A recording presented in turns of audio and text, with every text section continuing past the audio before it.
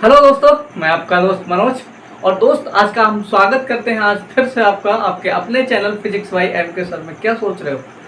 कैसे हो आप? अच्छे हो? सोचो कम, समझो ज़्यादा।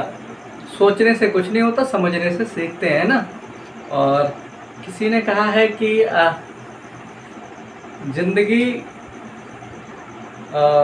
एक ऐसा रास्ता है जिस पे चलने की कलाएं सबको नहीं आती हैं, और जिसको आ जाती हैं वो बहुत आगे निकल जाता है। तो आप भी ये कला सीखिए और इस कला में हम माहिर हो जाएंगे। लेकिन ये सब बात की बातें हैं। पहली चीज़ है हमारी, आज जो बोर्ड पे लिखा हुआ है जिसका नाम है क्या जी, क्या है नाम? उसका नाम है मोमेंटम। अरे भैया, अंग्रेजी में बता दिया। मोमेंटम बोले तो संवेग। क्या है? संवेग। हम पढ़ रहे हैं क्लास 11 की फिजिक्स। सुन लीजिए, आपसे ही बात कर रहे हैं हम। क्या हम पढ़ रहे हैं क्लास 11 की फिजिक्स का चैप्टर है गति के नियम। और गति के नियम में हम लोग जो पढ़ रहे हैं वो पढ़ रहे हैं, अभी पढ़े थे क्या जड़त्व, उससे पहले बल पढ़ लिए, जलत्व पढ़ लिए। आज हम पढ़ रहे हैं क्या? आज हम पढ़ने वाले हैं संवेग। और संवेग को हम लोग अपनी भाषा में कहते हैं मोमेंटम। क्या कहते हैं? मोमेंटम। मतलब अपनी भाषा में नहीं, अपनी भाषा में तो संवेग ही कहेंगे। अभी इसकी परिभाषाएं बड़े अजीब प्रकार की है। देखिए, दो प्रकार के हमने भौतिक क्वांटिटी, भौतिक राशि पढ़ी थी। एक मूल राशि, दूसरी व्युत्पन्न राशि। मूल राशि फंडामेंटल राशि, और जो व्युत्पन्न राशि थी वो जो मूल राशियों से बन के बनी थी वो व्युत्पन्न राशि कहलाई थी। तो संवेग क्या है? व्युत्पन्न राशि है। ये कुछ लोगों से मिलकर बनी है, कुछ राशियों से मिलकर बनी है। कौन कौन सी राशि है मैं आपसे बात कर लेता हूँ। देखिए, परिभाषा पे चलते हैं और क्या करते हैं, पहले पकड़ लेते हैं सूत्र को। इसमें दो तीन चीज़ें हैं जो मायने रखती हैं, मतलब इनके मीनिंग्स हैं, और उनको आपने पकड़ लिया तो मेरे हिसाब से आप इसको पढ़ सकते हैं, जब भूलेंगे नहीं। अब रट्टा नहीं मारना था, रटोगे तो भूल जाओगे। समझो, यहाँ पे कुछ चीज़ें होंगी, जैसे जो संवेग कह रहे हैं ना, संवेग यहाँ लिख लेते हैं। इसे लिखेंगे कैसे? पी से। इसमें एक चीज और काम में आने वाली है जिसको कहते हैं हम लोग द्रव्यमान, और इसको लिखते हैं कैसे? एम से। और तीसरी चीज में है वो होता है वेग, और इसको लिखेंगे बी से। ये तीन चीजें जो हैं, इसे हटाओ यार, है ना। ये तीन चीजें जो हैं ये हमारे काम में आने वाली हैं, और बहुत ही अच्छे तरीके से काम में आने वाली हैं। इन्हीं तीन चीज़ों को याद कर लीजिए, 1, 2 और 3। हाँ जी, कैसे हमें इनको पढ़ना है। इनमें संबंध होता है, एक रिश्तेदारी होती है इनमें, P बराबर mb। ओके, अब ये है क्या क्या चीज़? यहाँ पर ये जो P है वो संवेग है, m क्या है? द्रव्यमान है किसका? इस वस्तु का। और b क्या है? वेग है किसी भी वस्तु का। किस वस्तु का? जिसका m द्रव्यमान है, उसी व्यक्ति का ये P संवेग बन जाएगा। तो किसी भी वस्तु का कौन कौन सी चीज़ें हमारे पास है? एक तो द्रव्यमान, दूसरा वेग, और इन दोनों से कैलकुलेट करके हमें मिलेगा क्या? संवेग। तो जान लीजिए संवेग को कैसे लिखते हैं? P से लिखते हैं। यहाँ पर m जो है वो द्रव्यमान है, और b है वो क्या है? वेग है। अब चलते हैं परिभाषा की तरफ। तो इसका जो सूत्र है वो है P बराबर mb। इसको कर लेते हैं m गुणा b। तो आपको जहाँ पे भी मिलेगी, अगर किताब में भी मिलेगी, कहीं पर भी देख लीजिए, तो इसकी परिभाषा साफ सुथरी हो जाती है कि m और b के गुणनफल को हम लोग p कहते हैं। यानी कि क्या? संवेग बराबर होता है द्रव्यमान गुणा वेग। तो किसी भी गतिशील वस्तु, गतिमान वस्तु के द्रव्यमान और वेग के गुणनफल को ही हम कहते हैं संवेग। ओके, संवेग किसी भी गतिमान वस्तु का वह गुण है जो वेग और द्रव्यमान पर निर्भर करता है। ऐसे मान लो कि संवेग क्या होता है? वस्तु के द्रव्यमान और वेग का गुणनफल होता है, उसी को हम लोग क्या कहते हैं? संवेग कहते हैं। उसमें बहुत अच्छी चीज़ क्या है, ये संवेग जो होता है हमेशा किसी भी गतिमान वस्तु के लिए ही होगा, अगर वस्तु कैसी है, विराम अवस्था में है, यानी कि क्या हो जाएगा, विराम अवस्था में। मान लिया हमने यहाँ पे, ध्यान रखना सूत्र P बराबर mv, बड़ा सीधा सा सूत्र है। क्या है, P बराबर mv, सुन लीजिए जी, P बराबर mv, आपसे ही कह रहे हैं हम, बहुत ध्यान से देखिए वीडियो को। अगर देख रहे हो तो थोड़ा मुस्कुरा दीजिए और यहाँ पे ध्यान दीजिए, ठीक है ना। हम ये नहीं कह रहे हैं लाइक करिए, सब्सक्राइब करिए, कमेंट करिए, कतई मत करिए, हल्का सा मुस्कुरा दीजिए। आपके मुस्कुराने से ही हम समझेंगे कि काहे मुस्कुरा रहे हो, बोल दिए तो आप तो लगने ही लगे मुस्कुराने। तो यहाँ पर क्या है कि संवेग क्या है, द्रव्यमान और वेग का गुणनफल है। अब यहाँ पर बात ये आती है कि संवेग हमेशा गतिमान वस्तु में होता है, अगर कोई वस्तु विरामावस्था में है वहाँ पे संवेग नहीं होगा। इसको हम यहाँ से देख लेते हैं। मान लीजिए कोई वस्तु विराम में है, वस्तु किसमें है, विराम में है, तो क्या हो जाएगा वहाँ पर, वेग होगा ही नहीं, v = 0 हो जाएगा।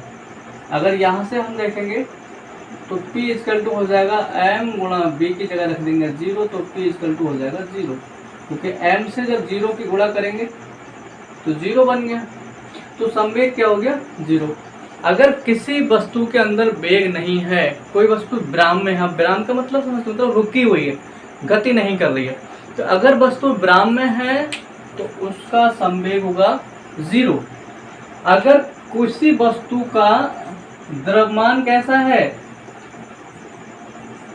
द्रव्यमान 0 है, यानी कि वस्तु कैसी है, भारहीन है, उसमें वजन है ही नहीं, तो भी संवेग 0 होगा। वो कैसे होगा भाई, इसी सूत्र से ले लीजिए।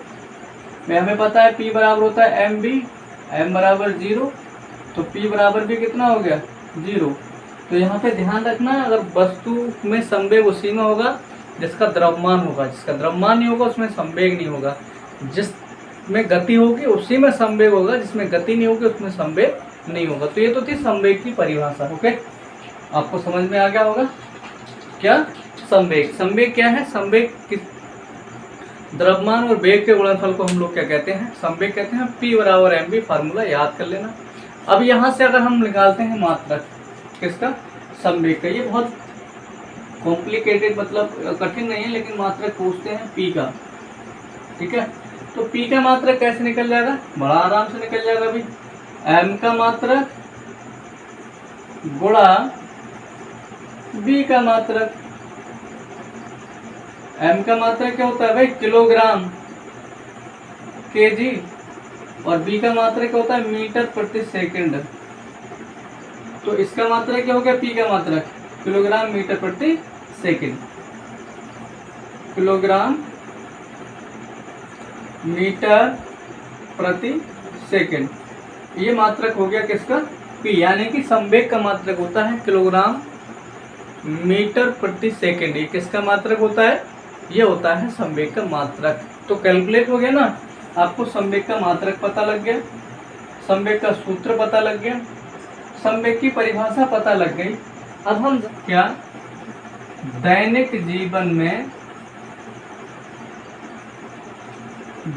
जीवन में उदाहरण, कुछ एग्जाम्पल दैनिक जीवन में किसके, संवेग के। देखिए संवेग के दैनिक जीवन में एग्जाम्पल कैसे हैं। हमने मान लिया एक भारी गेंद है, भारी गेंद मतलब थोड़ा बड़ा, एक हल्का गेंद है प्लास्टिक का, हल्का गेंद है, ये दो प्रकार के गेंद है, ठीक है ना। इसका भार है m, मतलब द्रव्यमान, और इसका द्रव्यमान है स्मॉल m। ये ज़्यादा भार मतलब द्रव्यमान है, इसका कम द्रव्यमान है, एक हल्की और एक भारी, दो गेंदें हैं। अब आप सोचिए कि दो गेंदें हैं, एक गेंद आपकी तरफ आ रही है, उसको आपको बैट बल्ले से रोकना है, तो आपको क्या करना पड़ेगा, इसको रोकने के लिए ज़्यादा बल लगाना पड़ेगा। और ये दूसरी जो हल्की गेंद है ये भी आपके सामने आ रही है, तो इसको रोकने के लिए आपको कम बल लगाना पड़ेगा, इसको रोकने के लिए ज़्यादा बल लगाना पड़ेगा, इसको रोकने के लिए कम बल लगाना पड़ेगा, ठीक है ना। अब इसको हम कैलकुलेट करते हैं कहाँ से, अपने सूत्र से, P बराबर mv से। हमने मान लिया क्या है, वेग दोनों के समान है, यहाँ लिख देते हैं जब इधर मान लिखो, इधर लिख दो, यहाँ लिख दीजिए, जब किन्हीं, नंबर 1 बात ध्यान कर लेना, दो वस्तुओं के वेग समान हो और द्रव्यमान भिन्न हो। भिन्न का मतलब अलग अलग हो। जब किन्हीं दो वस्तुओं के वेग समान हो और द्रव्यमान भिन्न हो तो उनके संवेग क्या होंगे, ये हम कैलकुलेट करने वाले हैं। तो अब ये दो बॉलें हैं, इनसे कैलकुलेट करते हैं भाई। तो इनके वेग तो समान है, इसका वेग भी b है और इसका वेग भी क्या है, b है। और इनके संवेग, इसका संवेग मान लीजिए p1 है और इसका संवेग क्या है, p2 है। अब देखते हैं किसका संवेग ज़्यादा होगा, किसका कम होगा। तो यहाँ पर सबसे पहले हम सूत्र पढ़ चुके हैं, P बराबर mv। अब ये पहली बॉल की बात करेंगे, ठीक है। तो ये हो जाएगा P1 बराबर m, कैपिटल M लगा दिया और b, ठीक है ना। दूसरी बॉल के लिए P2 बराबर हो जाएगा m, छोटा वाला बनेगा। एक काम करो, इनका m1 m2 कर लो, ऐसे दिक्कत हो रही है। ये m1 है और ये क्या है, m2 है, सही है ना। तो पहले वाली गेंद है, उसका द्रव्यमान m1 है, P1 गेंद का द्रव्यमान m1 और वेग दोनों के समान है, एक ही चाल से फेंकी जा रही है। इसका P2, इसका m2 और b। इसको कह दिए समीकरण नंबर 1, इसको कह दिए समीकरण नंबर 2। अब समीकरण 1/2 से, मतलब 1 को 2 से भाग कर दो, तो हमें क्या मिलेगा भाई, कर दो भाई। P1/P2, समीकरण 1 को समीकरण 2 से भाग कर दिया, m1/m1b अपॉन m2b। अभी आप b को b1 b2 क्यों नहीं किया, क्योंकि ये दोनों बराबर, ये कह दिया गया यहाँ साफ साफ। जब किन्हीं दो वस्तुओं के वेग समान हो, वेग का मतलब b समान हो, b समान का मतलब समझ रहे हो, पहली का है b1 और दूसरी का क्या है b2। तो हमने मान लिया यहाँ पर क्या, b1 = b2 = b, यानी कि दोनों वेग कैसे हैं, बराबर हैं। अगर हम इसको m1 b1 भी कर लेंगे तो भी कोई फर्क नहीं पड़ने वाला, ठीक है। तो अब यहाँ पे आप समझिए, बहुत ध्यान से समझिए इस चीज़ को। मतलब इसका वेग हमने माना b1, द्रव्यमान m1 है, इसका वेग माना b2, द्रव्यमान m2 है। अब द्रव्यमान तो अलग अलग हैं, m1 m2, एक भारी है और एक हल्की है, लेकिन इनके वेग समान है, यानी कि b1 b2 = b, ये बराबर बराबर। तब हम देखते हैं संवेग क्या रहेगा। अब यहाँ पे b सेम है, काट दिया जाएगा, तो यहाँ पे क्या बचेगा, केवल P1/P2 = m1/m2। चूँकि हम यहाँ पहले ही बता चुके हैं क्या, चूँकि m1 > m2। अब यहाँ देखिए m1 है ये भाई, और m1 बड़ा है किससे, किससे बड़ा है, अरे बोलो भाई, बताइए किससे बड़ा है, देख भी रहे हो, खाली मजे में चल रही है कहानी। m1 > m2। अभी ये इसके इक्वल है, ये इसके इक्वल है, इनका रेशियो समान है। जब ये इससे बड़ा है तो ये भी इससे क्या होगा, बड़ा होगा। जी हाँ, ये निश्चित है। तो यहाँ पर क्या हो जाएगा, यहाँ पर हो जाएगा P1 > P2। अतः स्पष्ट है, लास्ट में लाइन जरूर ध्यान से सुने, अतः स्पष्ट है कि समान वेग और भिन्न द्रव्यमान की वस्तुओं के संवेग भी कैसे होंगे, भिन्न भिन्न होंगे। यानी कि जो भारी होगी उसका संवेग अधिक होगा और जो हल्की होगी उसका संवेग कैसा होगा, कम होगा। इस चीज़ का बहुत ध्यान रखें, नोट करके इसको लिख लें कि नोट, पॉइंट इज नोटेड। पूछा जाता है कि एक वस्तु 3 किलोग्राम की है, एक वस्तु 2 किलोग्राम की है। अब बताइए दोनों के वेग बराबर हैं तो उनके संवेग कैसे होंगे, कितने कितने होंगे। तो आपको पता होना चाहिए कि उनके संवेग, जिसका वजन ज़्यादा है, जो भारी है, जिसका द्रव्यमान ज़्यादा है, उसका संवेग ज़्यादा होगा, जिसका द्रव्यमान कम है उसका संवेग कैसा होगा, कम होगा। अगर इसको न्यूमेरिक में ले ली जाए, न्यूमेरिक में, ठीक है ना, एक सेकेंड न्यूमेरिक करके देख लेते हैं। ओके, मान लीजिए ये तो है 10 kg का और ये कितने केजी का है, ऐसे लिख लो, ये 10 केजी का है और ये 2 केजी का है। अब फार्मूला हमारे पास निकल के आया है ये वाला, तो P1/P2 और फिर M1/M2, 10/5, 10, 5 एकम 5 दूना 10, सॉरी ये 2 है, 2 एकम 2 और 2 पंजे 10। तो देखिए P1/P2 इधर लिख लो, P1/P2 इक्वल टू हो गया 5/1, यानी कि इसको हम कर सकते हैं P1/P2 बराबर 5/1। समझ रहे हो ना, यानी कि जो वस्तु भारी है 10 किलोग्राम की है, उसका संवेग ज़्यादा है, 5 किलोग्राम मीटर प्रति सेकेंड है, और P2 का क्या है 1 किलोग्राम मीटर प्रति सेकेंड है। यानी कि जो वस्तु भारी है उसका संवेग ज़्यादा होता है, जो हल्की है उसका संवेग कैसा होता है, कम होता है। इसके अपोजिट एक चीज़ और देख लेते हैं। अभी हमने द्रव्यमान को देखा था, अब वो इसका दूसरा पॉइंट, पहला पॉइंट समझ लीजिए, जब किन्हीं दो वस्तुओं के वेग समान हो और द्रव्यमान भिन्न मतलब अलग अलग हों, तो उनके संवेग भी कैसे होंगे, अलग अलग होंगे, और जो वस्तु भारी होगी उसका संवेग ज़्यादा होगा, जो हल्की होगी उसका संवेग कम होगा। इसको और कैलकुलेट कर लीजिए। एक कार जा रही है और एक मोटरसाइकिल जा रही है, तो कार का वजन मोटरसाइकिल के वजन से ज़्यादा होगा। अब आप देख लीजिए, कार को रोकने में ज़्यादा बल लगाना पड़ेगा या मोटरसाइकिल को रोकने में ज़्यादा बल लगाना पड़ेगा। तो हमें क्या है, कार को रोकने में ज़्यादा बल लगाना पड़ेगा और मोटरसाइकिल को रोकने में कम बल लगाना पड़ेगा। क्यों?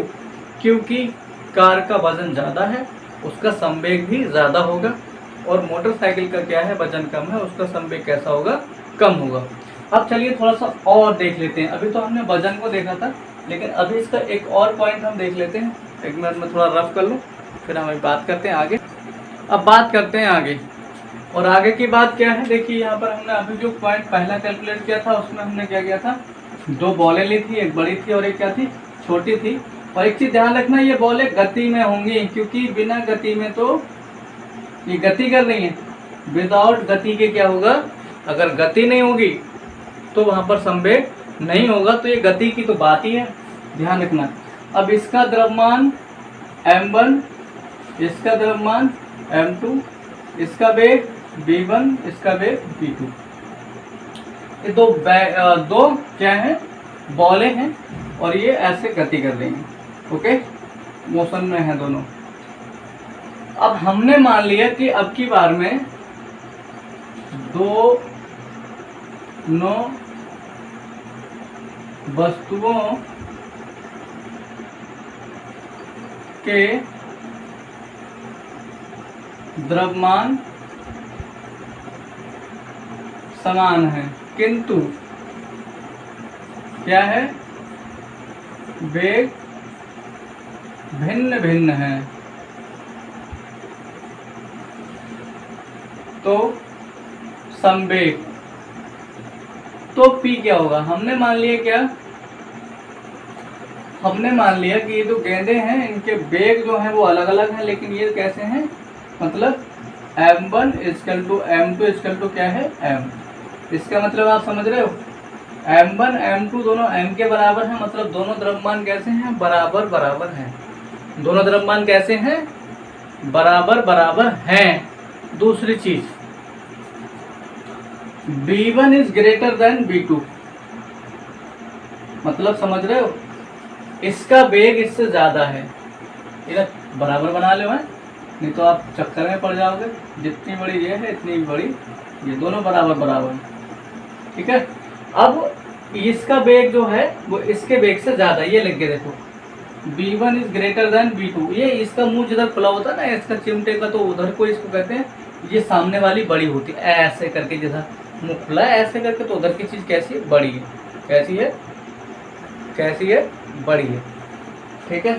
तो इधर की चीज़ कैसी है, बड़ी है, इधर की कैसी है, छोटी है। तो अभी फिर से चलते हैं, P = P1 = m1 v1 और P2 = m2 v2, सही है ना। अभी इसमें मान लगाओ भी, इसमें एक भाग कर दो, 1 और 2, तो अब यहाँ पे कर लेंगे 1/2 से, तो P1 equal to P2 sorry P1/P2 M1 B1/M2 B2। अब यहाँ पर हमें पता है कि M इक्वल टू M के है, M1 M2 इक्वल टू किसको, तो जहाँ पर भी हमें इसमें दिख रहा है क्या, जहाँ पर भी हमें M1 दिख रहा है वहाँ M रख देंगे, और जहाँ M2 दिख रहा है वहाँ पर भी M रख दे रहे हैं। तो ये हो जाएगा P1/P2 इक्वल टू M1 की जगह M रख दिया, B1 M2 की जगह M रख दिया, B2 ये कट जाएंगे, तो ये हो गया P1 इक्वल टू P2 और B1/B2। अब यहाँ पे एक चीज़ देखिए आप, यहाँ पर है B1 greater than B2, B1 B2 से बड़ा है। जब B1 B2 से बड़ा है तो P1 P2 से भी कैसा होगा, बड़ा है। अतः हम लिख सकते हैं क्या, P1 is greater than P2। अब यहाँ पे दो बातें हो गई और दोनों बातें बड़े ध्यान से सुनना। यहाँ पे ये भी पूछ लिया जाता है कि दो वस्तुएं हैं, उनके द्रव्यमान समान है लेकिन वेग ज़्यादा कम और ज़्यादा है, एक का वेग ज़्यादा है एक का कम है, तो संवेग किसका ज़्यादा होगा, संवेग कितना होगा, तो जिस वस्तु का वेग ज़्यादा होगा उसका संवेग भी ज़्यादा होगा, जिस वस्तु का द्रव्यमान ज़्यादा होगा उसका भी संवेग ज़्यादा होगा। इस ध्यान रखना, ये दोनों चीज़ें हमने यहाँ पे बता दी, P1 ग्रेटर दैन P2, ठीक है ना। तो कुछ समझ में आया, आपसे ही बात कर रहे हैं भाई जी, आपको समझ में आया या नहीं आया, ठीक है। तो बात थी संवेग की, लास्ट में रिजल्टेड परिभाषा, किसी भी वस्तु के वेग और द्रव्यमान के गुणनफल को हम लोग क्या कहते हैं, वस्तु का, बोलो, संवेग कहते हैं। अगर किसी वस्तु का द्रव्यमान ज़्यादा है दूसरी का कम है, तो हमेशा जिसका द्रव्यमान ज़्यादा है उसका संवेग भी कैसा होगा, ज़्यादा होगा। अगर वेग बराबर है तो, अगर किन्हीं दो वस्तुओं के द्रव्यमान बराबर हैं, एक का वेग ज़्यादा है दूसरी का वेग कम है, तो उस वस्तु का संवेग ज़्यादा होगा जिसका जो वेग है वो ज़्यादा है, जिसका वेग ज़्यादा उसका संवेग ज़्यादा, जिसका द्रव्यमान ज़्यादा उसका भी संवेग ज़्यादा। ओके, तो अब आपको ये चीज़ समझ में आ चुकी होगी। अब इसका प्रैक्टिकल आप करके देख लेना। क्या, क्रिकेट हम लोग खेलते हैं, एक पत्थर की पूरा टुकड़ा लेना पत्थर का, और एक बॉल लेना, एक पत्थर के टुकड़े को कहना पेल और एक बॉल के टुकड़े को कहना पेल, सॉरी बॉल को, तो बॉल को तो हल्की है, बैट से आराम से आप ऐसे घुमा दोगे, लेकिन जो पत्थर का टुकड़ा होगा ना, पत्थर का एक तरह की, तो वो नहीं जाएगा। अब बॉल को हाथ से रोक सकते हो, लेकिन पत्थर के टुकड़े को उतने ही वेग से फेंकोगे तो चोट ज़्यादा, दर्द ज़्यादा होगा इसमें, है ना, हमें ज़्यादा पेन होगा इसमें। क्यों, क्योंकि उसका संवेग ज़्यादा है, जिसका वजन ज़्यादा है। और देख सकते हो, आपने देखा ट्रक, बहुत बड़ी गाड़ी होती है तो उसको बहुत देर में रोका जाता है, एकदम नहीं रोक सकते, और जो हल्की गाड़ी होती है उसको जल्दी रोक लेते हैं। क्यों, क्योंकि बड़ी गाड़ी का संवेग ज़्यादा होता है, उसका वेट ज़्यादा होता है।